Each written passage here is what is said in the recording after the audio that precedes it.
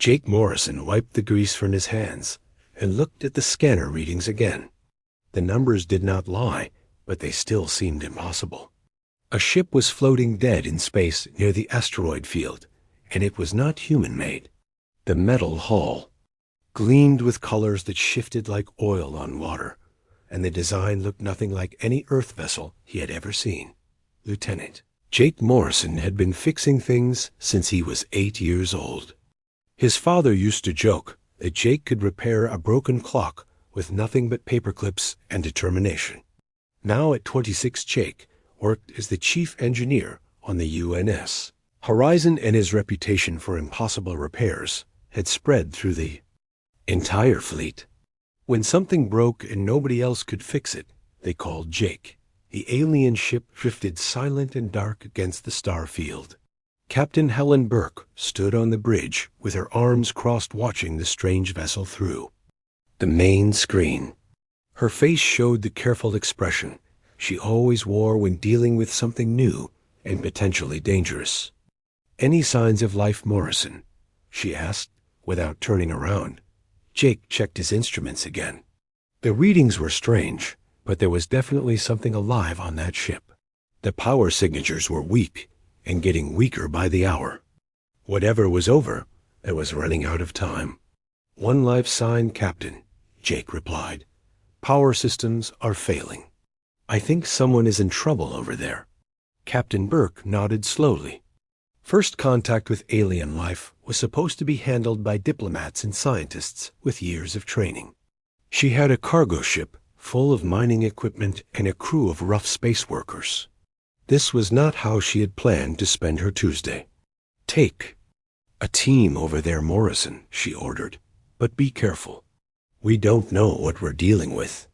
Jake grabbed his toolkit and selected 2 other crew members for the boarding party.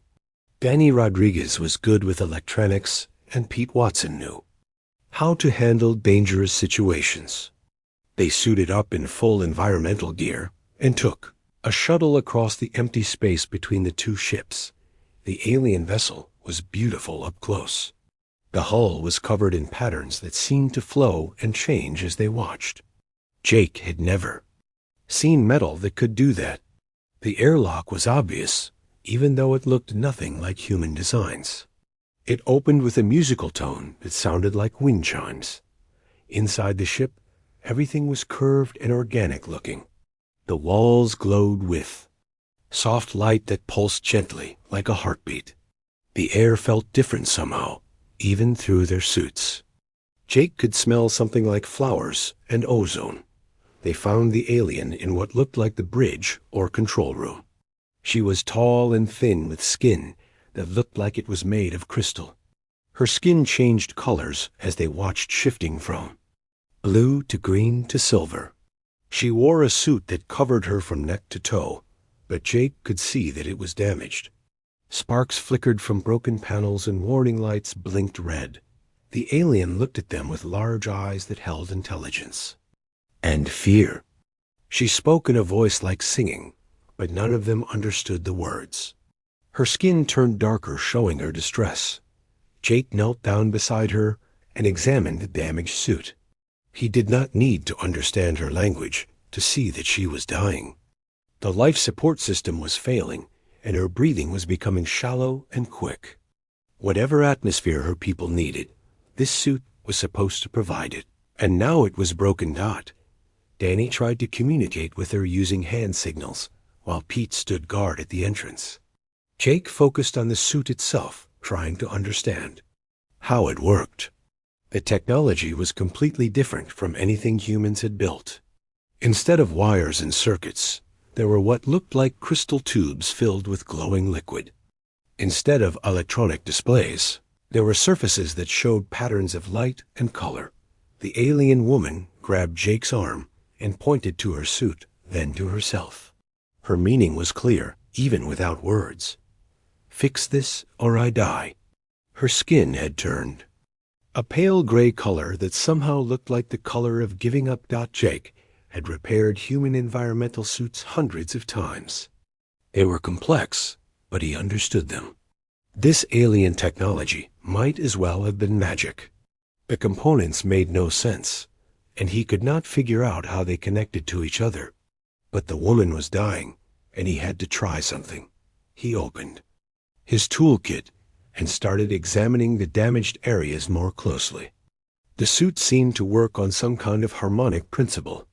The crystal tubes vibrated at different frequencies, and somehow they created the atmosphere she needed. Several of the tubes were cracked, and the liquid inside was leaking out. Jake tried to think like an engineer instead of a human. Every machine had a purpose and a logic, even if it was alien logic. He watched the patterns of light moving through the working parts of the suit and tried to understand what they meant. Slowly a picture began to form in his mind. The woman's breathing became more labored and her skin turned almost white. Jake worked faster, trying different approaches. He used his multi-tool to measure the vibrations in the working crystal tubes. The frequencies were precise and delicate. If he could find a way to replace the broken tubes or bypass them entirely, he might be able to keep her alive. Time was running out, and Jake could see the alien woman getting weaker. Her eyes were closing, and her hands had stopped moving. Danny and Pete watched nervously as Jake worked with technology that should have been impossible to understand. But Jake Morrison had built his reputation on fixing the impossible, and he was not going to let someone die on his watch, not if there was any way to prevent it. The alien ship hummed quietly around them, and the stars shone cold and distant outside. Somewhere in this strange vessel was the key to saving a life, and Jake was determined to find it before it was too late. Jake stared at the broken crystal tubes and felt sweat dripping down his face inside his helmet. The alien woman was barely breathing now, and her skin had turned almost transparent. He could see strange patterns under her crystal, like flesh that pulsed weakly with her heartbeat. Danny Rodriguez tapped Jake on the shoulder and pointed at his wrist display. They had been on the alien ship for 2 hours, and Captain Burke was getting impatient. The radio crackled with her voice demanding updates.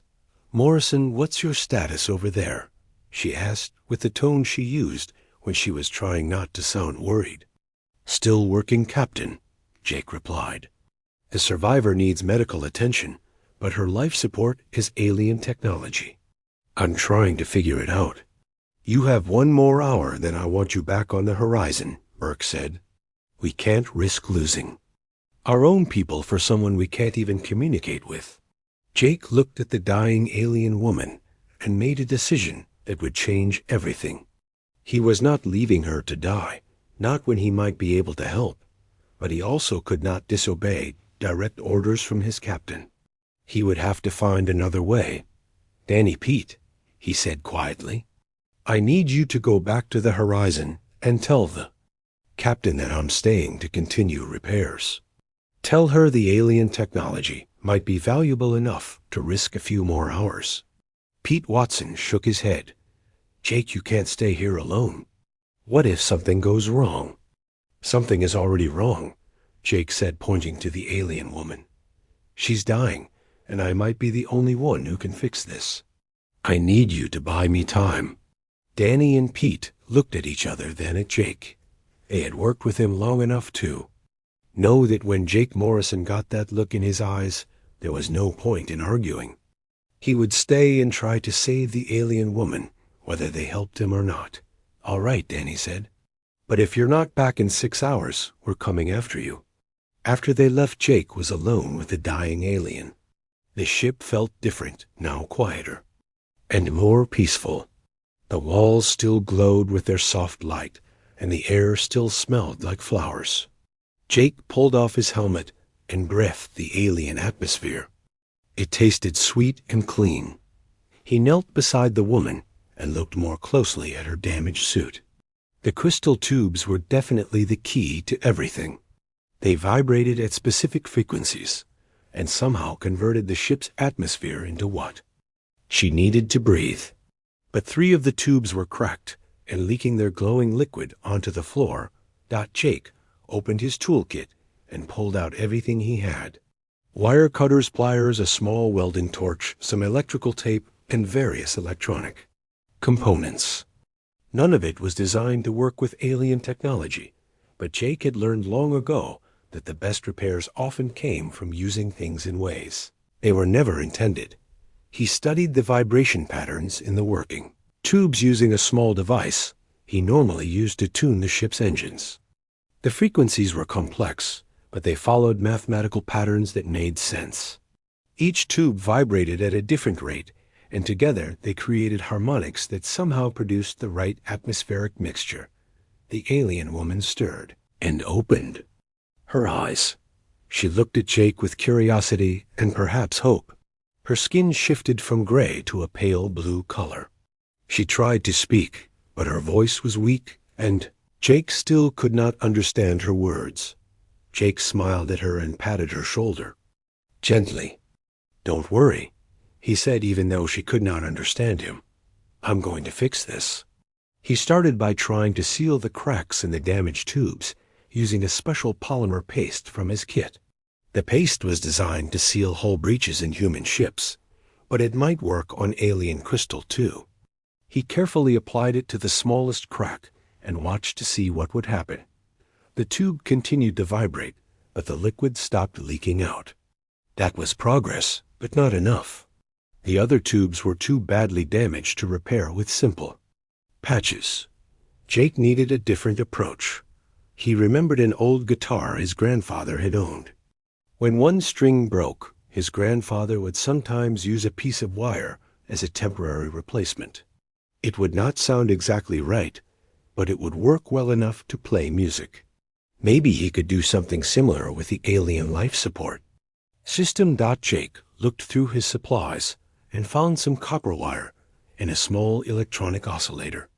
If he could make the oscillator vibrate at the same frequency as the broken tubes, it might be able to substitute for them temporarily. It was a crazy idea, but crazy ideas were Jake's specialty. He connected the oscillator to a piece of copper wire and wrapped the wire around the outside of one of the broken tubes. Then he adjusted the frequency until it matched what he had measured from the working tubes. The result was not perfect, but the alien woman's breathing seemed to improve slightly. Encouraged, Jake continued working. He bypassed the second broken tube using more wire and a small speaker from his personal music player. The speaker could produce vibrations at precise frequencies if he fed it the right signals. It was not elegant, but it worked. The third tube was the most challenging. It was completely shattered and leaking liquid everywhere. Jake could not repair it or bypass it with his available materials. But he noticed that the remaining liquid was still glowing, which meant it was still active. Maybe he could collect it and use it differently. Using a small container from his lunch kit, Jake carefully gathered the glowing liquid. Then he soaked a piece of cloth in it and wrapped the cloth around his improvised wire replacement for the first tube. The liquid seemed to enhance the vibrations, making them stronger and more stable. The alien woman's skin began to change color again, shifting from pale blue to a healthier-looking green. Her breathing became deeper and more regular.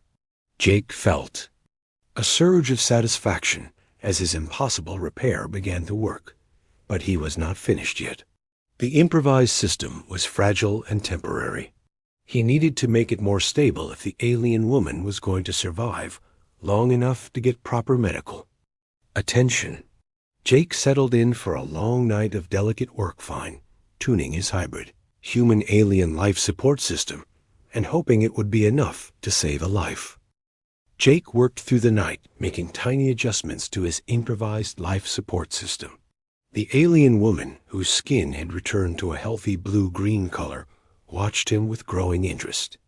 Her large eyes followed his every movement, and occasionally she would make soft musical sounds that might have been encouragement.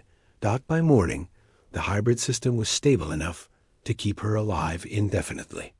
Jake had used duct tape, copper wire, and electronic parts to create something that should not have worked according to any engineering manual he had ever read. But it did work, and that was what mattered. The alien woman sat up slowly and looked at Jake with what he thought might be gratitude. Her skin shifted through several colors, ending on a warm golden tone that somehow felt like happiness. She reached out and touched his hand gently. Her fingers were long and delicate, and her skin felt warm like smooth stone that had been sitting in sunlight. Jake smiled and pointed to himself. "Jake," he said clearly. Then he pointed to her and raised his eyebrows. In question, she seemed to understand and pointed to herself. "Lyra," she said in her musical voice. The sound was beautiful, like wind chimes mixed with flowing water. "Nice to meet you, Lyra," Jake said. He had no idea if she understood him, but she seemed to recognize that he was being friendly. Her skin brightened to an even warmer golden color.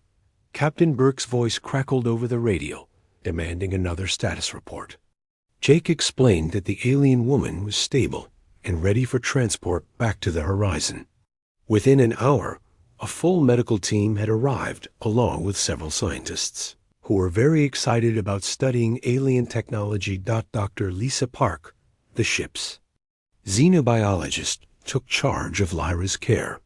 She was a thin, serious woman who spoke several Earth languages and had studied alien contact protocols. She examined Jake's improvised life support system with amazement. "This is incredible, Morrison," she said. "You've created a working interface between human and alien technology. The physics alone should have made this impossible." Jake shrugged. It was just a matter of finding the right frequency and keeping the harmonics stable, like tuning a very complicated instrument. They moved Lyra to a specially prepared medical bay on the horizon, where she could be monitored around the clock. Jake's hybrid life support system was carefully transferred along with her. The alien woman seemed nervous about the change, but Jake stayed with her, and his presence appeared to calm her. Over the next few days, Lyra's condition continued to improve. Dr. Park worked with Jake to refine the life support system and make it more reliable. They discovered that Lyra's people called themselves Zephyrians and came from a planet with a very different atmospheric composition than Earth, proved to be intelligent and quick to learn. She picked up basic English words with surprising speed, and Jake found himself spending more and more time with her. She was curious about everything and asked endless questions about human technology and culture. On the fourth day after her rescue, Lyra appeared to have made a complete recovery. Her skin glowed with healthy colors, and she moved with fluid grace around the medical bay. Dr. Park declared that while she still needed the modified life support system, she was no longer in any immediate danger. That evening, Jake was making final adjustments to the life support equipment when Lyra approached him with a serious expression. Her skin had taken on a deep purple color that Jake had not seen before. She spoke in her own language for several minutes, using gestures and expressions that seemed very formal and important. When she finished speaking, Lyra began to remove her clothing. First, she unfastened the outer layer of her suit, then the inner garments underneath. Jake realized what was happening and quickly turned away, his face burning red with embarrassment. "Lyra, no," he said quickly. "You don't need to do that. I mean, thank you, but that's not necessary." But Lyra continued removing her clothes while speaking in her musical language. Jake could hear the confusion and hurt in her voice, even though he could not understand her words. He kept his back turned and tried to figure out what to do. Dr. Park chose that moment to enter the medical bay. She took one look at the situation and quickly moved between Jake and Lyra while grabbing a medical blanket to cover the alien woman. "What happened here?" Dr. Park demanded. "I don't know," Jake said, still not turning around. "She just started taking her clothes off. I think maybe the oxygen mix affected her judgment or something." Dr. Park spoke to Lyra in gentle tones while helping her get dressed again. The alien woman's skin had turned a dull gray color, and she would not look at Jake. She seemed upset and ashamed, though Jake could not understand why. "Morrison, I think you better leave," Dr. Park said. "Let me handle this." Jake left feeling confused and worried. He had spent days working to save Lyra's life, and now she seemed angry with him. He could not figure out what he had done wrong. Word of the incident spread quickly through the ship's crew. Captain Burke called Jake to her office and lectured him about appropriate behavior during first contact situations. She was worried that his actions might have damaged relations with the first alien species humanity had ever encountered. "Morrison, you're a good engineer, but you're not a diplomat," she said sternly. "From now on, Dr. Park will handle all interactions with our guest.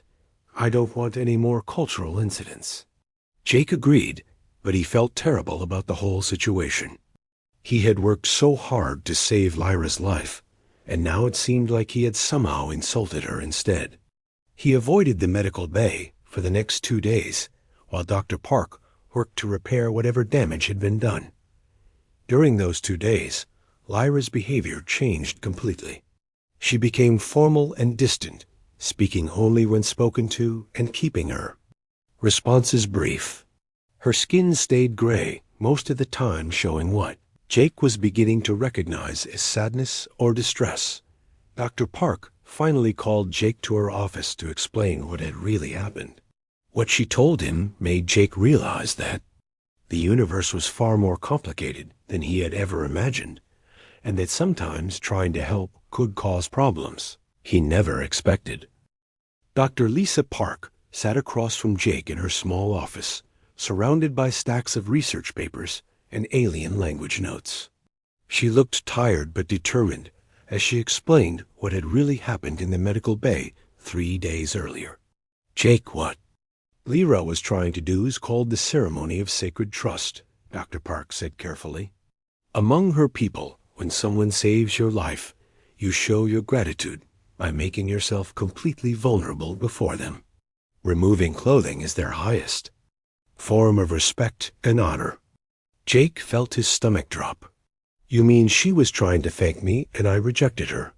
"Not just rejected her," Dr. Park continued. "In Zephyrian culture, refusing the ceremony of sacred trust means you consider that person unworthy or disgusting. It's one of the worst insults possible in their society." Jake put his head in his hands. "I had no idea. I was just trying to be respectful by human standards."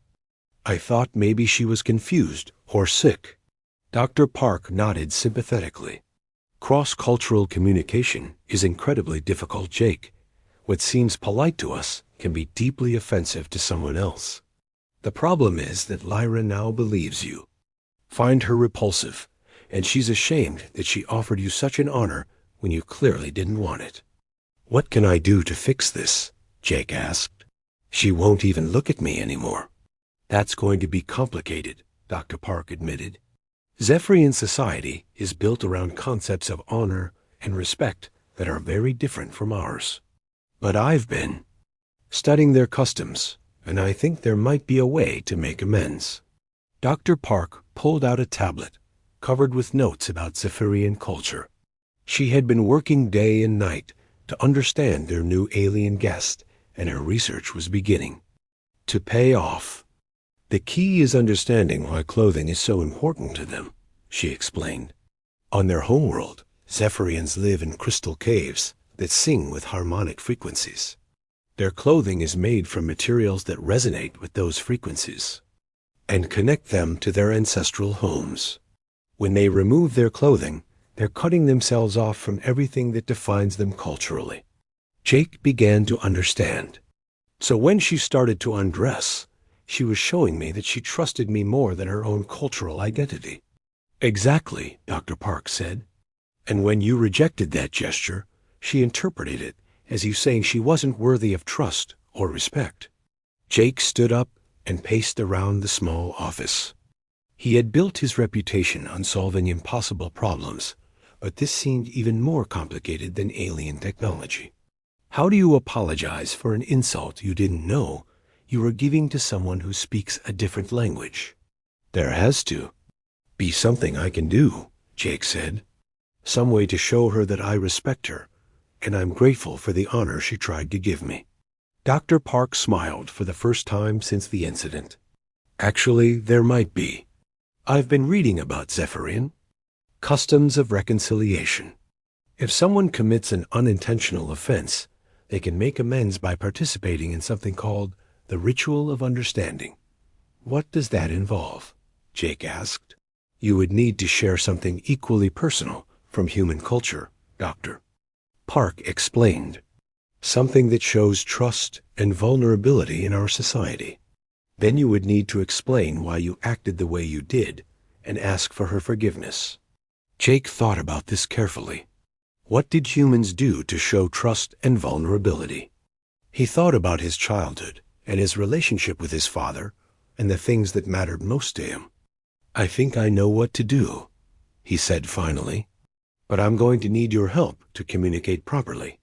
Dr. Park agreed to act as a translator and cultural guide.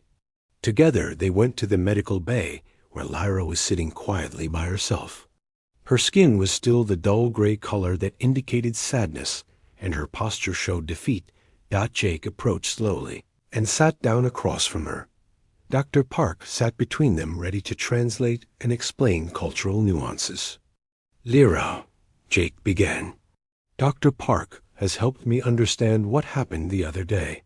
I want you to know that I didn't reject you because I found you unworthy or disgusting. I rejected you because I didn't understand what you were trying to do. Dr. Park translated Jake's words into Lyra's musical language. The alien woman looked up with surprise, and her skin shifted slightly toward a lighter shade of gray. Jake continued. In human culture, removing clothing in front of someone else is associated with intimacy and romance. When I saw you undressing, I thought you were confused about human customs, or that your illness was affecting your judgment. As Dr. Park translated, Lyra's eyes widened with understanding. Her skin began to show traces of blue mixed with the gray. I want to make amends for my ignorance, Jake said. In human culture, we show trust and vulnerability by sharing our most precious possessions or our deepest secrets. Jake reached into his pocket and pulled out a small photograph. It was old and worn from being handled many times. The picture showed a younger Jake with an older man who had the same kind eyes. Gentle smile. This is my father, Jake said, holding up the photograph. He died when I was 18, and this picture is the most valuable thing I own. He taught me everything I know about fixing things and being a good person. Dr. Park translated carefully, explaining the significance of Jake sharing such a personal memory. Lyra leaned forward to look at the photograph more closely.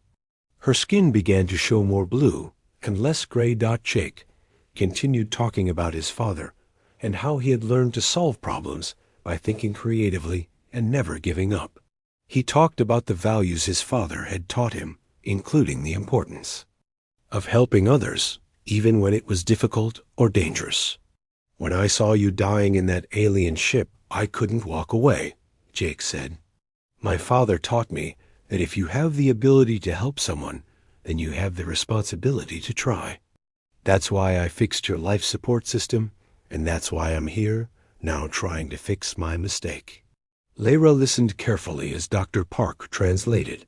Slowly her skin began to change from gray to blue to green, and finally to the warm golden color that Jake had learned meant happiness or contentment. She spoke in her musical language, and Dr. Park translated her response. She says she understands now, and she forgives you. She also says she's honored that you shared such a precious memory with her. Jake felt a wave of relief wash over him. Tell her that I'm honored she was willing to perform the ceremony of sacred trust for me even though I didn't deserve it. As Dr. Park translated this final message, Lyra's skin brightened to a brilliant gold color, and she smiled in a way that looked remarkably human. She reached out and gently touched the photograph, then placed her hand over her heart in what was obviously a gesture of respect and affection. The crisis was over, but Jake realized that this was just the beginning of learning how to communicate and cooperate with beings from another world. 3 months after the reconciliation ceremony, Jake Morrison found himself in a place he had never imagined. He stood in the largest conference room on Kepler Station, looking out at an audience that included human Admiral Zephyrian Council members and representatives from 6 other alien species that had made contact since news of his repair work had spread through the galaxy. Lyra stood beside him, wearing a beautiful suit that shifted colors like her skin. She had become not just his friend, but his partner in developing new technologies that combined human engineering with Zephyrian harmonic science.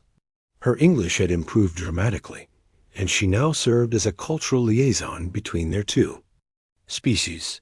Ladies, gentlemen, and honored beings, Admiral Richardson began.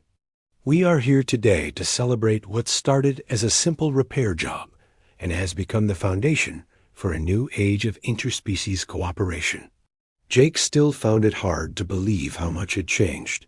What began with him trying to save 1 alien's life had turned into something much bigger than anyone could have predicted. After the cultural misunderstanding had been resolved, Jake and Lyra had continued working together to improve the hybrid life support system.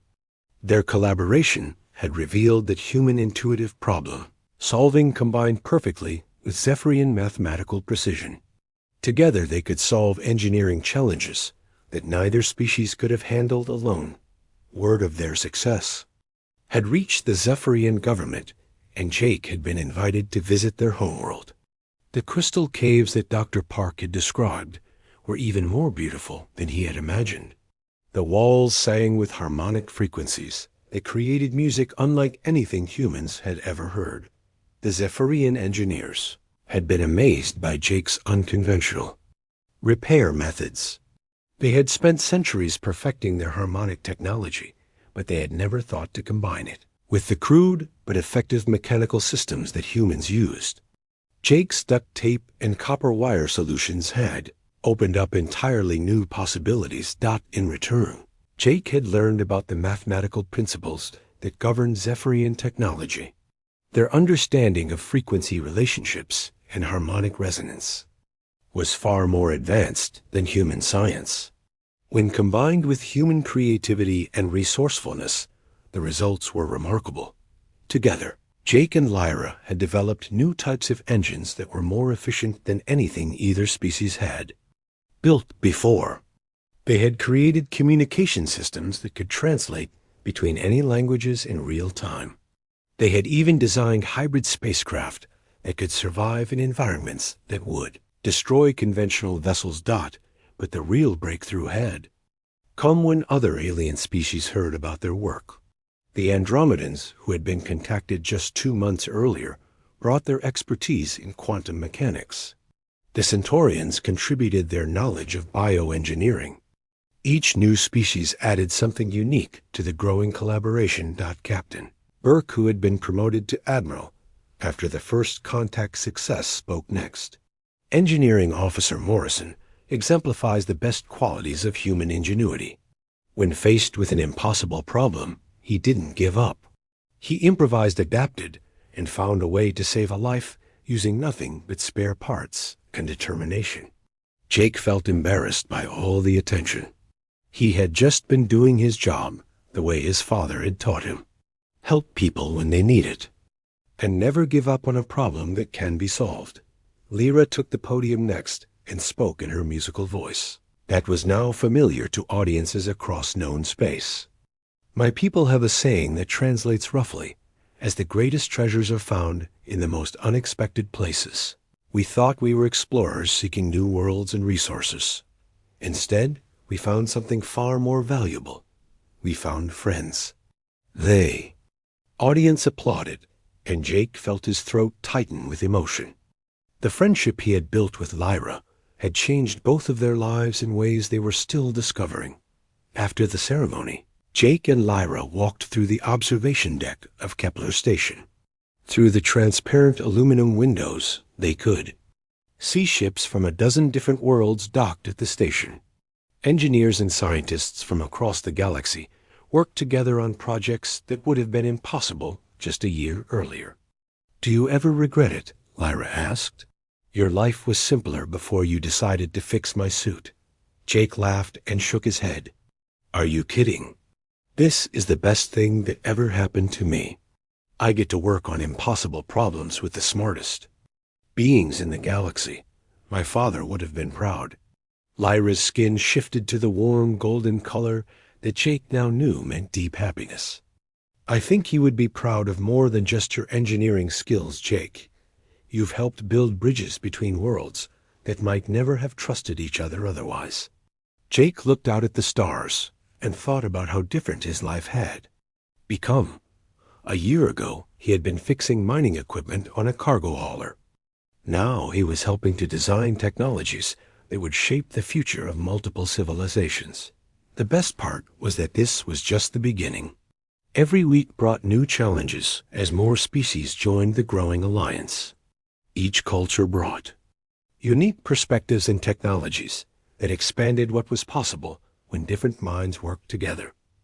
Jake's toolkit still sat in his workshop on the station, but now it was surrounded by Zephyrian harmonic tuners, Andromedan quantum processors, and Centaurian biosynthesizers.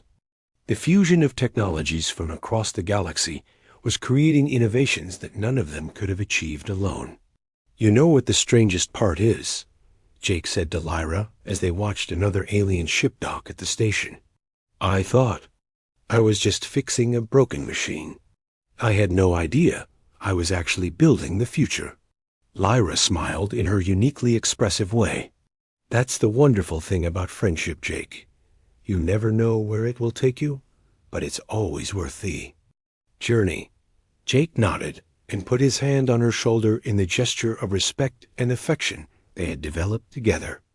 It combined the human handshake with the Zephyrian touch blessing, and had become a symbol of their partnership.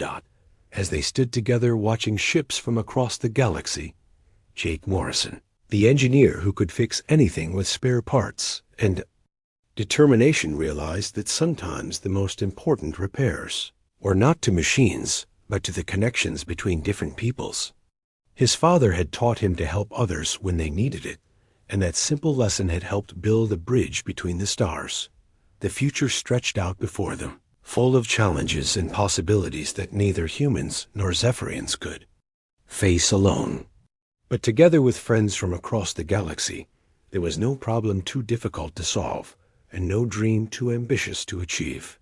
Jake Morrison had fixed more than just an alien life support system. He had helped fix the loneliness of an entire galaxy.